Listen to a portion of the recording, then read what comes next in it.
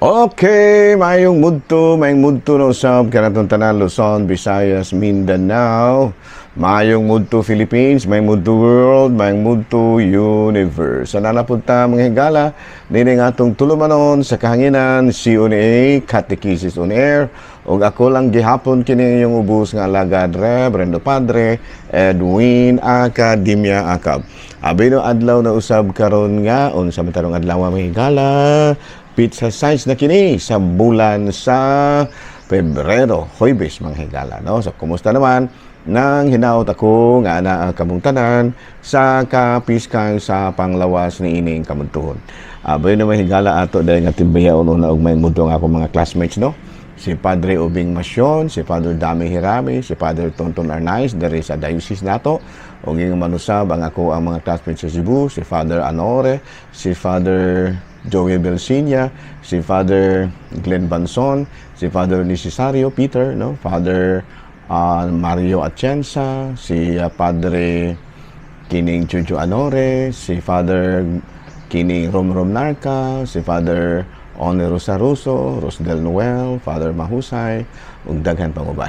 Okay, manusab ako Father Kipling of course, ug si Monsignor kining Tingting ang kahas. O inga manusab ang ako ang mga classmates sa Maasin, no? Si Padre Joey, si Padre Dodong Cordobes ug si Padre Samuel Papa. Ala, no?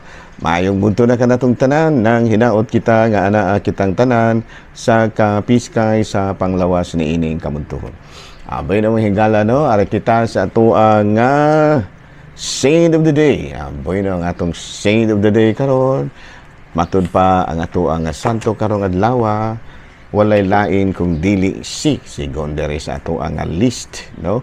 February 6 si Saint Paul Miki and companions. Dito ni sila na martir mahigala sa Nagasaki, Japan, no? Kay doon naman lagi mga misyonero nga nangadto dito ng mga brothers nga nagtudlo sila sa mga matud pa kining good news, no, and other companions, and they were arrested and murdered. Gani gipang lonsang intawon kini sila, no, nya nantong 1860 when missionaries returned, they found Christianity was still alive in some parts, no, faithfully preserved dito sa Nagasaki, Japan, beatified in 1627 and canonized in 1821. Okay, no? So Saint Paul Miki and company. And then, arin nakita mga higala sa atong CBCP News, Balitang Simbahan, ni ining kamudtuhon. No, by the way, mga higala, no? Ang dito sa Australia, unang Pilipinong pari nga nahimong obispo dito sa Australia na ordinahan. Siya walay lain kung dili si Bishop Rene Ramirez, no? Na ordinahan sa isip usa ka obispo dito sa St. Patrick's Cathedral dito sa Melbourne, Australia niadtong February 1. About 3,000 people filled the pews of St. Patrick's Cathedral in Melbourne on February 1 for the consecration of Bishop Rene Ramirez, who hails from Gapan City in Nueva Ecija Province. Ayan, no? Excuse me, mga ha, medyo nitukar ako ang sipon. Okay. Abi, no? Okay, no? Padayon ta mga higala sa ato ang CBCP News, and then balita gikan sa Vatican. Pope Francis may padayag, no, sa iyahang papal documents. Matod pa niya nga maghimo siya, musulat siya og papal documents nga kansang tima maugyod para sa mga kabataan. Okay, matod pa lagi mahigala, no, usaw na niya itong sipon nga wa mo lagi ni pananghid ni. Okay, parayon ta. Ari kita sa atuang ari kita manghigala sa atuang uban pa nga mga tema. Bueno, ari kita manghigala sa ang atuang santo mao to si Pope si Saint Paul Miki and Company unya na-deliver pa ng CBCP Ari na ta mahigala sa atong katikisem. Unang pangutana. Okay.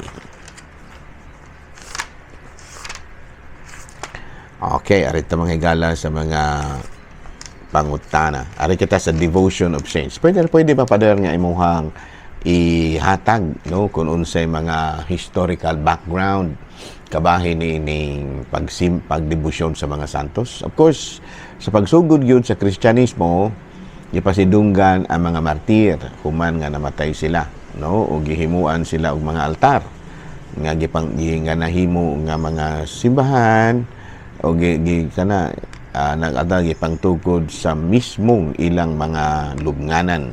Nya nadugay nahimo na kining mga simbahan day mga basilika o nya duna na sila mga kapistahan sa adlaw gyud sa ilahang kamatayon.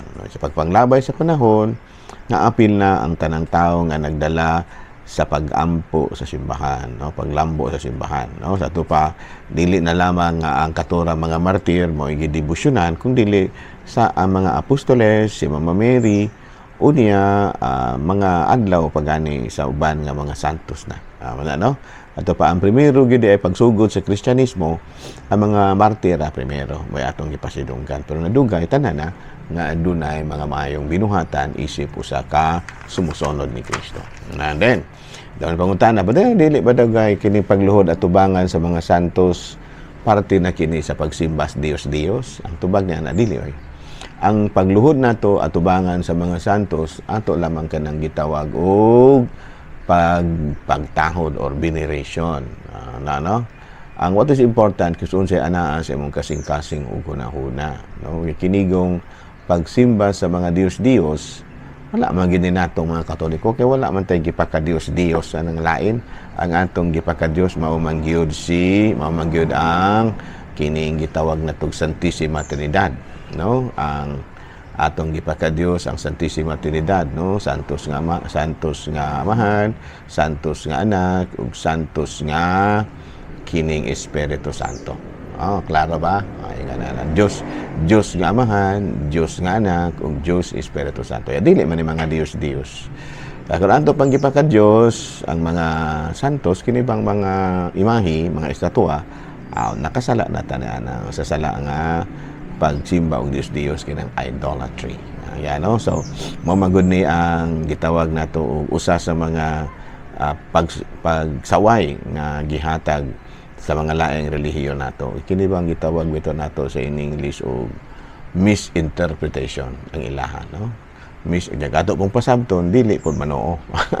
Mo man lisod din no, kay wala nga sabot unyag pasabton di pod mo tuo man ang maglisod tag pagpasabot kay di man pod mo sabot kay matud palagi na kumpleto naman ang ilahang pagtuo nga pagtong pagsimba o pagluhod at tubangan sa mga santos, pagsimba gyud sa mga Dios. Pero wala tayo mahimuana, no? Inla naman na. Wala na tayo mahimuana, no? Kay ila man ang katungod, pero ato ra gyud nga pasabton nga kun unsa man gani ang inyohang pagtuo ni ana, dili na siya tinuon, dili na siya mao, no? Binulaing pangutana, pader pwede ra ba nga sa TV ra ko mo appeal sa misa kay gulang naman ko pader, di naman ko makalakaw, 72 anyos naman ko. Pwede kayo depende kay na siya, no, nga adto ra ka sa pwede ra kay na siya nga makaadto ka kay pa naman ka hassle naman kayo para nimo og sa magdala nimo sa simbahan, no?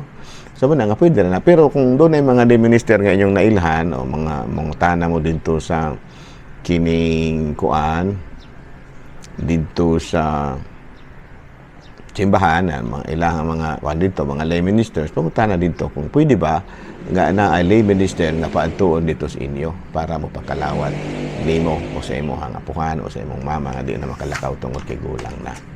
Okay? Klaro? So muna, no, ana mo na siya. And then ari na ta sa mga higala, no? Kining laing pangutana, bader ano na ba'y mabasa sa Biblia nga word nga Katoliko? Walay mabasa dito. Pero ang kahulugan na kung atong basahon sa Marcos Kapitulo 16, versikulo 15, nagkanayon kini nga panglakaw kamo sa tibuok kalibutan ug isangyaw ang maayong balita ngadto sa tanang katawhan. Ang mutuo ug magpabunyag maluwas apan ang dili mutuo silutan. Sa ato pa kining word nga panglakaw sa tibuok kalibutan o gisangyaw kini mga balita mo kinatong gibasihan sa gitawag natong Katoliko or masangyawon, no? Katolikong simbahan or masangyawon nga simbahan. No? Kanang uban pod nga mga laing relihiyon, da pwede po na sila kanang magsangyaw po sila sa tibuok nga kalibutan. Pwede ka po na sa tawag Katoliko. Nga naman, tungod kay masangyawon man sila, pero dili nga sa ato ang pagkakatoliko. Nga naman, lahi man ta, kay naaman po tayo lain nga, lain naman po specific yun nga simbahan nga gitawag og Katoliko. No? Kanang ilahang pagsangyaw sa tibuok kalibutan, masangyaw na siya, pero dili gana sila nga Katoliko yun sila. Sa real sense kay matud pa ang naghatag yun og kanato sa pangalang Katolikong simbahan, ang primerong nigamit ni ana maug yun ang mao si San Ignacio. Katong basahon sa sulat ni San Ignacio sa Antioquia sa taga Smyrna, let no one do anything of concern to the church without the bishop. Let that be considered, no, a valid Eucharist which is celebrated by the bishop or by one whom he ordains. Wherever the bishop appears, let the people be there, just as wherever Jesus Christ there is the Catholic Church. Ato pa San Ignacio gyud, no? Pero ang kahulugan lagi na ang gyud, no? Unya matud pa ni Brother Darwin Gitgano, ang mga timailhan nga anaa gyud nga ang simbahan nato mao gyud ang tinud-anay, mao ang daghan kay mga ebidensya, no, nga niya gyud kanato pananglitan, no, pananglitan ang mga apostoles kauban man nato. Kauban wala nila ng mga apostoles kanang mga laing relihiyon, dili man nila kauban, ila man ganing kanang kontrahon ang mga apostoles, mga santos din na, no, di ba, no? So na siya, no. Okay, at first Christianity was declared illegal by the Romans. 300 years of persecution pag-abot ni Constantine the Great sa year 300. With the founder of the New World, Christianity began to spread beyond Europe and Asia. Catholic missionaries journeyed to Central and South America seeking to convert native people. And then sa Junipero Serra, no, Spanish monk built a story as to missions along the coast.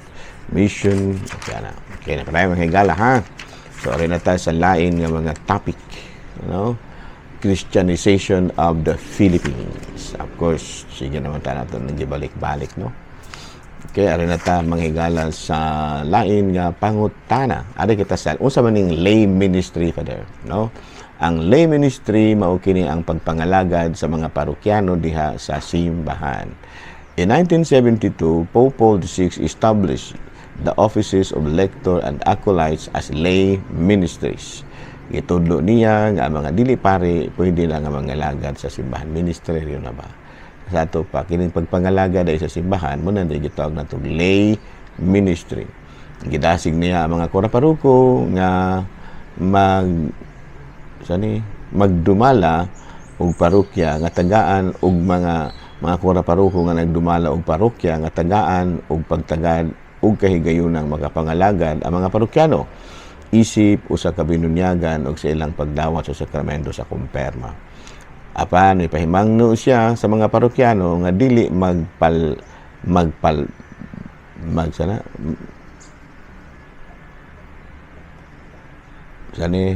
nga dili magpabilin pag yun gihapon ang PayPal ang gihapon ang papel, no?